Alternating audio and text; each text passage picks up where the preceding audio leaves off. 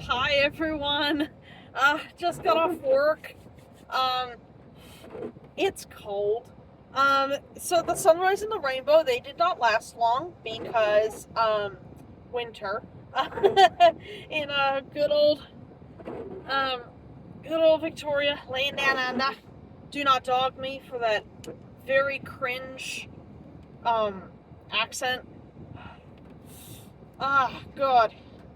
Yeah, winter sucks. Um, you know that point where your hands get so cold that like anything that touches them is like instant pain, or like kind of the that tingly feeling that hurts. Yeah, that's where my fingers are at right now. I could have worn gloves, but no. Um, I didn't account for that. Um, which I never do. But yeah, officially I am drowned rat. Thank God my glasses are clean.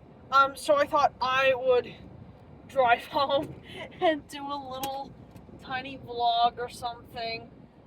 Because, little life update about me, but, I am, getting married in a little over 6 months, to the love of my life, my fiance. Um, I love the guy. We've been together for almost 5 years. And been engaged for about two. It's all up. The time that we've been together is about 5 years. Um, and so I was just thinking while I was out at work today about um, the institution of marriage. I'm putting my windshield wipers on. They're gonna squeak up a storm. Ignore that, please. I'm just trying to get the rain off the windshield. Um, so, I don't know, it's definitely today. Not crook, thankfully. But yeah, okay, so back to the marriage thing. So, um, part of me, and I need to really think about this more intently, because again, I am getting married in less than 6 months. Um, and I've been thinking on and off just about the institution of marriage as a whole and why it's depreciated so on. And you could argue that woke ideals have festered our society, destruction of the nuclear family, whatever. And yeah, you'd be absolutely right. But I would also say that God is very absent from our culture these days. He's very, very absent. Not him specifically, because he's everywhere all at once. He's omnipotent. He sees all things, knows all things. Turning that off because that's just loud. I'm not put it back on if the rain makes it too hard to see. But yeah, the Christianity, worshiping God, it's very absent from our society these days. And then, we have fundamentalist Christianity coming in and saying, oh, cherry pick one part but not the other. So, like, the instance of that one very divisive verse in the New Testament where it's like, wives submit to your husbands, they conveniently forget the other part of husbands love your wives as Christ loved the church, aka being willing to lay down your life for them. And I think that's a lot of difficult concept for a lot of Christians to grasp, because it's not the part about wives submit to your husbands. It's not submission as in, walk over me like a doormat. It's recognizing that the husband is the head of the household. It's recognizing that he has like that God has given him some degree of like, not rule necessarily, but more like leadership. Yeah, leadership of the house. So for a woman to, for the, I mean, like, this concept of, wives submit to your husbands, this is a bit of a foreign concept in today's culture, where we've got, the hyper fourth, fifth wife, feminism, whatever. And I do consider myself a little bit of a feminist. I do. But not that much. I'm only a feminist in that I believe, women should have equal rights and vote. Not that they should stomp on the throats of men with their stilettos. That's not at all my version, and that seems to be society's version. But I've been thinking a lot about that concept of, God and the marriage unit. The marriage union. Because if we take that, wives submit to your husbands, husbands love your wives. If we take that, we go back to the Garden of Eden. If you've been keeping up with my Bible reading series, you'd know that, I covered the chapter in which it talks about, man leaves his father and mother, they become one flesh, the rib taken out of Adam, it becomes Eve, and God makes that all happen. But if you look at translations, back before it got lost in translation, that whole story, it's not Eve, becoming part of Adam, and then, just like, oh, I'm just like part of Adam. It's like, Eve was designed to be a helpmeet. God, what's the word?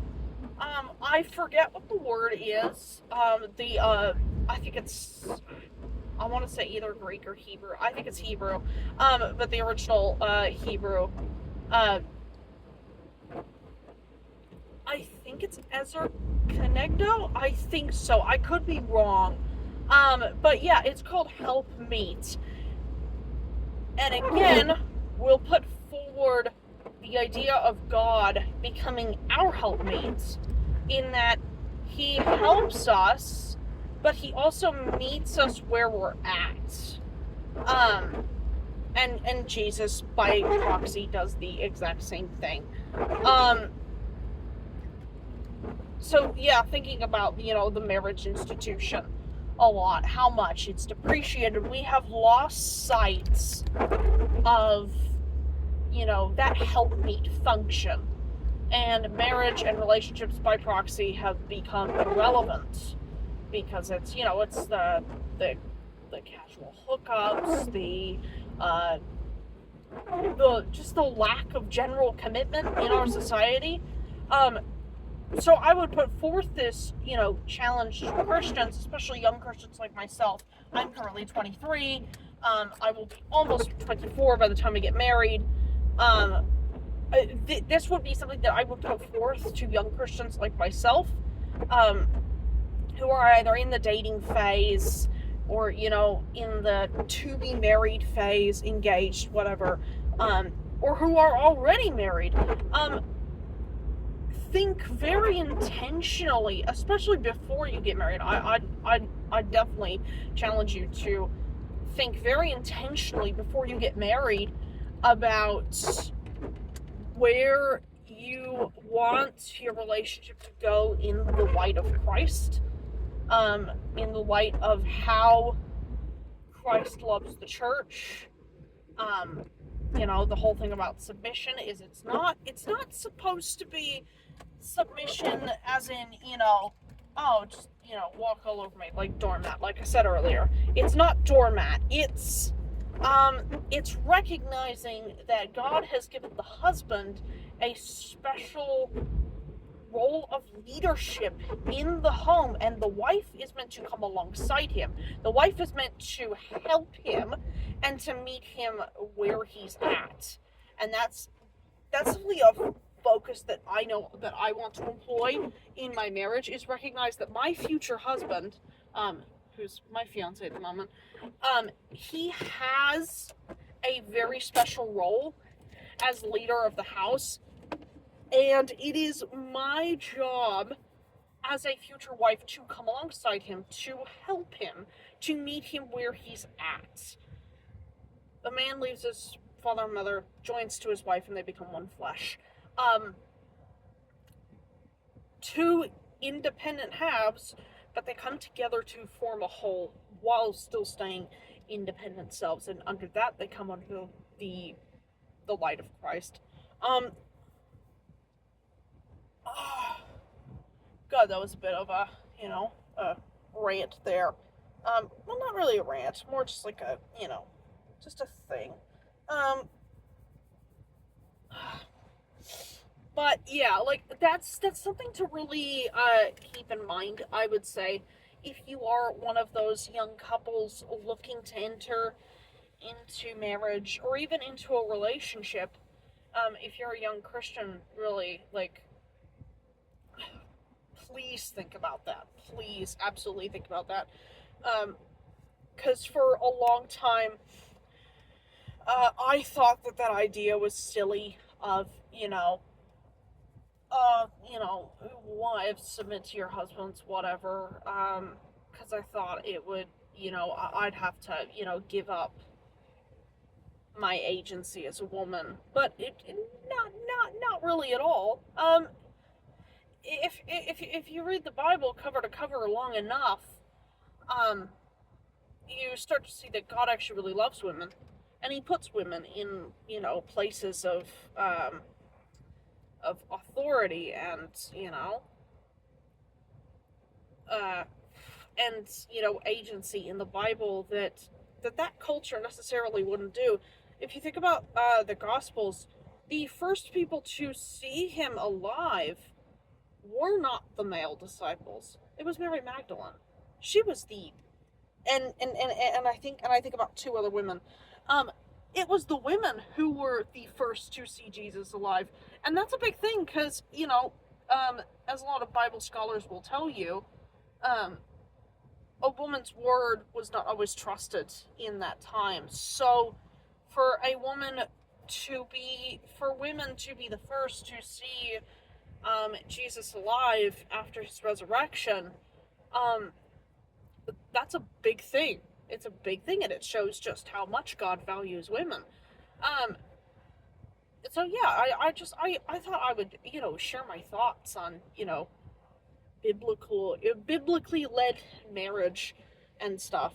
Because yeah, I'm entering into it, or I'm going to. And I'm really excited for that. I am so excited for that. I am so excited for just married life and and being in closer fellowship with my man than ever before. And helping lead our house, our future home, and our future children in this in a like a very in a God-centered way. I'm so looking forward to it, and it's gonna be a great journey. It's gonna be a great journey. I'm so looking forward to it. And I'm so just happy. Like over the last few months, and like I think over the past year or two, my relationship with God it's grown so strong, and I have all these thoughts, and it's like blah, and I want to share them. I do apologize if today's thoughts were kind of incoherent. I was trying to get my point across about Bible-led marriage, and wives submit to your husbands, husbands love your wives, as Christ loved the church. I mean, yeah, I do apologize if it comes across a little disjointed, but I have so many thoughts. It's just like I want to share them. And now I finally have the courage to build up this platform to do so. And my hands are finally back to normal. They're not cold anymore, which I'm really happy about. Whew. But yeah, I am still drowned rat. So I will go inside and, I will make myself some mashed potatoes and some veggies and, heat up the old, dino nuggies. And I'll have some fun with that. Watch some TV or something. But yeah, please. again, if you are a young Christian who is looking to either go into marriage, is in a relationship, is engaged to be married, or is already married, please think about that. Think very long and deep about that, about how you want to lead your home in, the light of what God has mandated us to do, in in a Christian marriage. Think very long and hard about that, and also have conversations with your boyfriend, your fiance, your husband. Have conversations with your other half about this, especially if they are Christian. Have conversations about that, because that is so important to build that foundation, especially when you're in dating, fiance stage. It is so very important to build up that foundation, of that culture of, conversation, of open communication between the two of you. And my fiance and I, we do try and do that as often as we can. We do try and have, that open, that open line of communication about some of these topics as often as we can, and I really enjoy that we do have that open line of communication. And I hope that continues well into our marriage. Heck, I will even make sure I will make sure it continues well into our marriage, that we don't stop being, as we were, because we've always tried to lead our relationship with a God-centered mindset. We've always tried. Could we be trying a little harder in some areas? Yes, we could. But yeah, that's something that I will, as a wife, as a future wife, coming alongside my future husband, lifting him up, supporting him to be the man that I know God has made him to be, and also continuing to be the woman that I know that God has made me to be in that light. So yeah, that's the end of my thoughts. I just realized I forgot to upload my Bible reading video from yesterday, as well as my not Dante's Inferno, my Divine Comedy video. Dante's Inferno, Divine Comedy video, whatever. So I forgot to upload those, so I will upload those today, and then do another one video of Bible reading in conjunction. But yeah, again, that's the end of my thoughts. And as always, subscribe. If you've got any prayer requests or questions about the Bible, I will answer them as best as I can. And with the prayer requests, I will take them under my wing and keep you in my prayers. I do try and fulfill my word on that. Sometimes sometimes I fail to, but not always. I find I try and be more proactive about praying for people when I see prayer requests. But yeah, whew, that was quite a conversation. We're almost up to 20 minutes on the old ticker, on the old clock. But yeah, so have a good day. I love you all. Thank you for listening, and for hearing my thoughts on this. Bye-bye.